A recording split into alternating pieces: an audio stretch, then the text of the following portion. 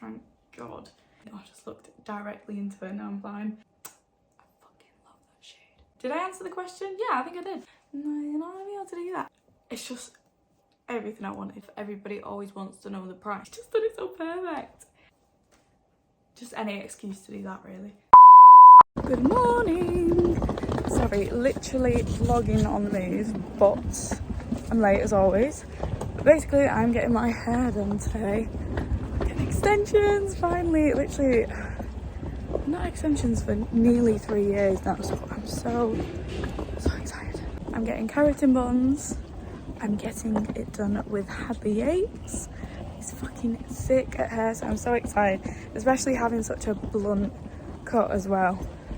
Because, well, it's obviously difficult to blend, but I know that you can do it because he's fucking sick. And we're using great length hair, which they very kindly gifted to me. So yeah, I'm gonna film the whole process and talk about it, etc. That is also the reason I'm wearing the bandana, because my hair looks tragic.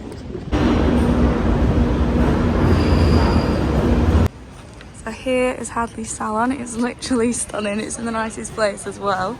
And then inside, gorgeous. I've not actually been downstairs yet. I don't know if I'm allowed down there, but... And then here we go. And my hair was just on here. Don't know where it's gone. But we'll see it soon. I'm excited. I didn't film the bleach part because we know the situation with the bleach. But I will of course film the next part. And the hair looks really long. I'm excited. Right, so we're just doing a pre-tone. Pre-tone, yeah? Yeah. Pre-tone on the roots now. What's it for? Can you just explain again? You've got all the scientific... So the ends still had a bit of a residue of the pink in it. So this is just going to put a little bit of tone into them before we do the actual toner, so it gives us an even as possible result, basically. It's a really nice peachy colour, actually, doesn't it? But it does. It's a shame because it looks like that, but it doesn't actually look like that by the time it's all done. So pre-tone the hair as well. Just getting washed off. It looks gorgeous. So I'm just going to give you a quick run through of how it works. So this is all the hair we use, 250 grams. And then this is the keratin tip. That's what it looks like at the end. So Hadley just grabs a little section of hair, like you can see, and then puts the keratin bond underneath and uses this little tongue device. Very technical of me, I know. This is to heat up the bond, so then you can roll the hair inside. As we can see, look how tiny and small and discreet that is. It's literally perfect. So yeah, this is the first one we fitted, very exciting, and then we just went on and on. Cutting time, because I literally look like cousin it right now, so we'll be back.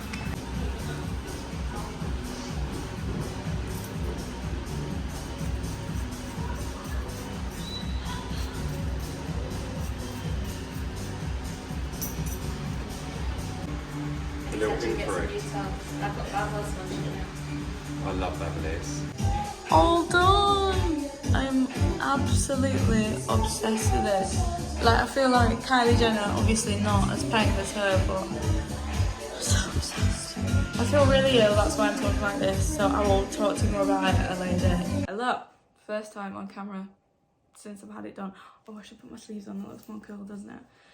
First time on camera before I've had it done, since I've had it done. But I was really poorly when I had it done, so I couldn't film the end result then. So we're here today, it's fine. I'm going to try and answer questions about it and just talk about it, etc. I've put a little question box on my Instagram, so I'm going to try and answer them. And then I'm just going to also talk through, I don't know, some stuff. So this is it. Anyway, I'm absolutely obsessed. Overly obsessed. I feel like a girl again. I now realise how tragic my hair was before. Anyway, so I had 22 inches keratin bonds, as we know, although I would say they're a bit longer than 22. I wanted them as long as possible, that's fine. But 22 is as long as they do in the bonds. And I've had great length hair, which is sick hair. It is the GOAT. One of the best hairs you will find, and it was kindly gifted to me by Great Lens. Thank you very much for that.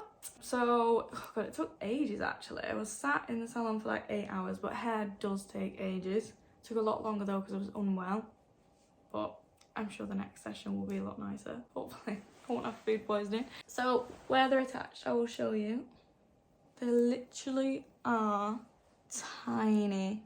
Like, you wouldn't even know, if I lifted that up, you wouldn't be like, oh my god, there's her extensions. I can see, like, you know when you stood behind someone, you can see a full fat tape and you're like, oh, she doesn't know. You just would not know. You wouldn't look at this and be like, oh, look, girls' extensions are hanging out. They're so small. It just looks like hair. Oh, I love it so much. And then my favourite part, are you ready? The back of the head is just, it is like completely flush to my skull. What a weird phrase, but oh my god. You just wouldn't know. It's just so nice. I can literally rub my hand through it, and that is exactly what I wanted. I was like, I just want beautiful long hair and I want to be able to put my hand through it. And people were like, no, you're not going to be able to do that. I can do that. I can do that. It's just everything I wanted. Everything I wanted. It's so mad how far hair technology has come. So impressed. I'm very impressed. When I had a weave, if anyone's had a weave, you'll know, it kind of like sticks out at the back. Because obviously you've got a layer and then you've got another layer and it's just not completely flat to the head. And I'm just so obsessed with this. Like, everyone was like tapes. I'm just really glad I went for the bonds. Don't get me wrong, I'm sure tapes would be really good too. But yes, I'm very happy with the bonds. So the hair was gifted to me. So I just paid for colour, cut, application. And I went with Hadley. Hadley is absolutely amazing. Like, I'm so glad I went to him. He was far, he's in London, but it was so worth the trip. He just done it so perfect. So moving on to price, the juicy stuff. Everybody always wants to know the price. So let's just get it out in the open. The hair was, of course, kindly gifted to me by Great Lengths, as I've said. Praise the Lord. I don't actually know how much it would have been. I think like £1 and a bit grand for this length and this amount, 250 grams. But luckily I didn't have to pay for that. So I just paid for the application and the colour. So the price for an application with Hadley is £500. Now some people might be a bit squeamish about that because obviously, I know definitely the prices up north are a lot cheaper than that. But I just think you get what you pay for. Obviously, because I've gone somewhere in London, it's going to be more expensive anyway. But he's just done everything I wanted and more. You do literally get what you pay for. And you hear a lot of horror stories as well about people going to somewhere that's cheaper and then just ending up with a nightmare. I'm not saying you have to go to the most expensive person, but he does a fucking brilliant job. And that is the reason for the price. Also, let's not forget, keratin bonds take a lot longer. Say with like tapes, I imagine are a lot quicker. You get, you know, a lot more hair on one strip rather than just a tiny little strand. A weave, you just sew each row. So what's that, 3 rows?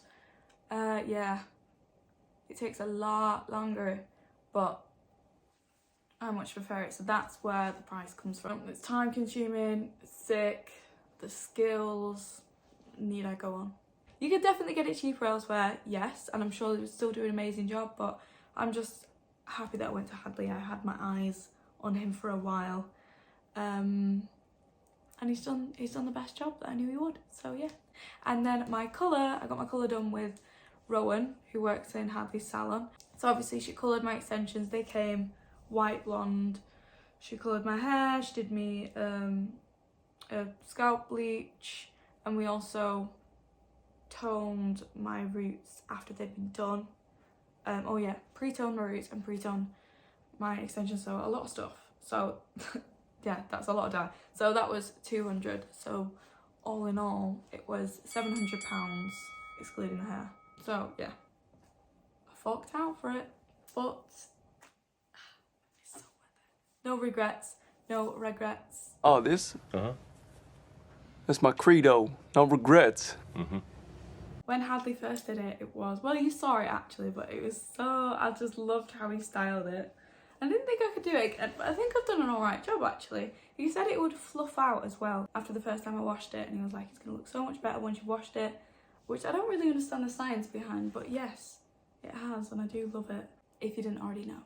So, moving on to the Q&A, and I'm going to include questions about my extensions and my hair in general, because I feel like I might as well just get it all. 2 birds with 1 stone, let's do it. First question someone asked was, how do you deal with it at night? And to be fair, the first few nights I was ill anyway, so I was just not doing anything with it. I was just sprawling out in bed. But last night is the first night that I washed it. I made sure to use sulfate-free shampoo, by the way, very important. Like, maybe Google it, but everyone says to use those with extensions. It's basically less drying.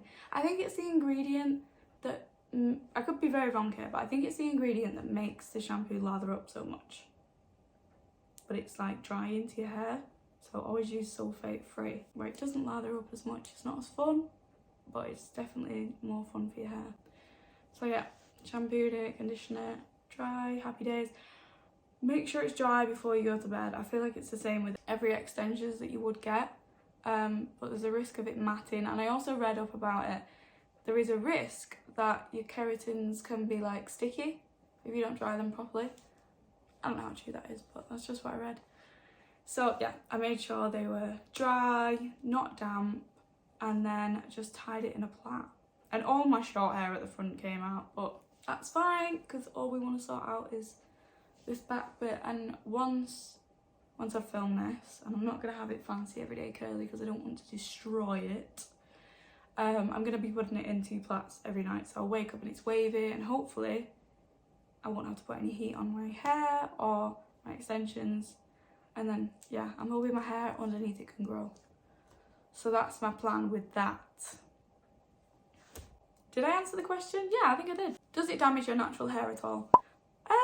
I wouldn't say so. I mean, obviously, make sure you've got healthy hair before you go in. If you go in with like dry, brittle hair and you're expecting it to hold all these extensions, probably is gonna snap. But as long as you go in with a healthy head, you know, you get whatever you need to get chopped off. As long as you go to someone good, like I said, they're not going to apply it on hair that's not going to be able to handle it anyway. And there's so many of these, like, they're applied over such a big amount of hair. It can take it.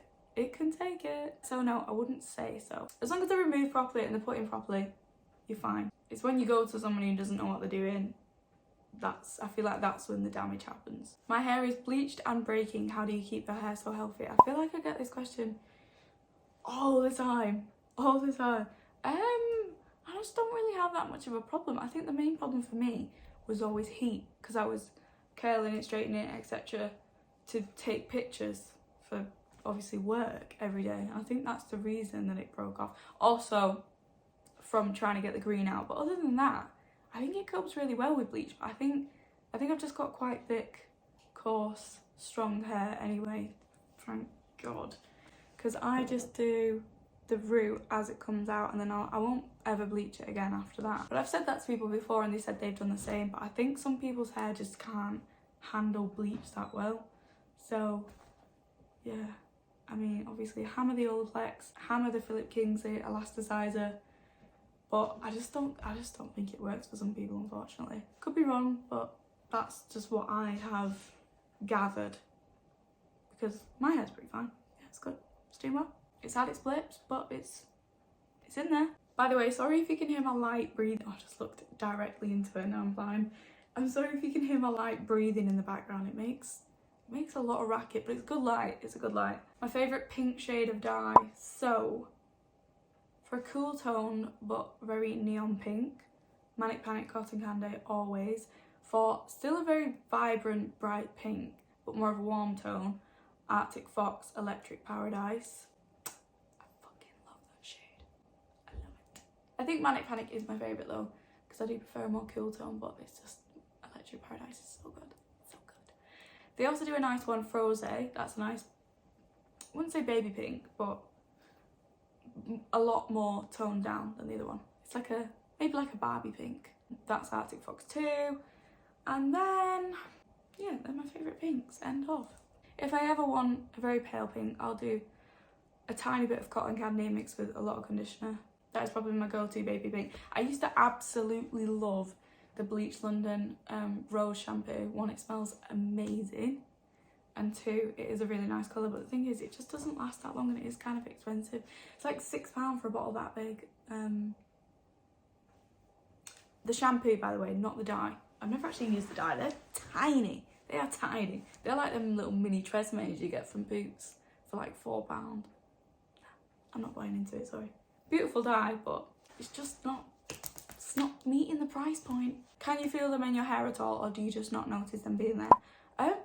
I mean, just any excuse to do that, really.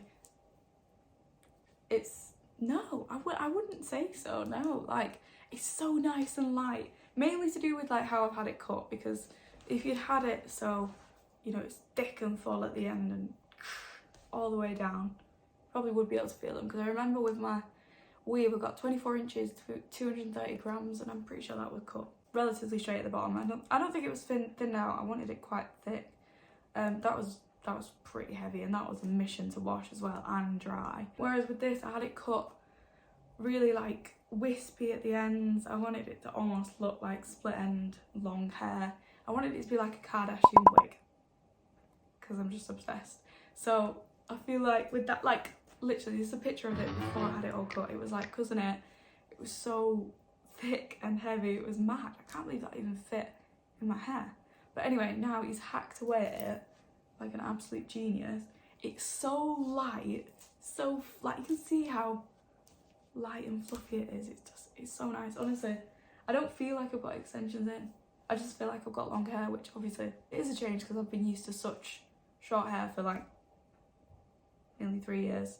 But I'd say it's really light and I can't really feel anything. No complaints.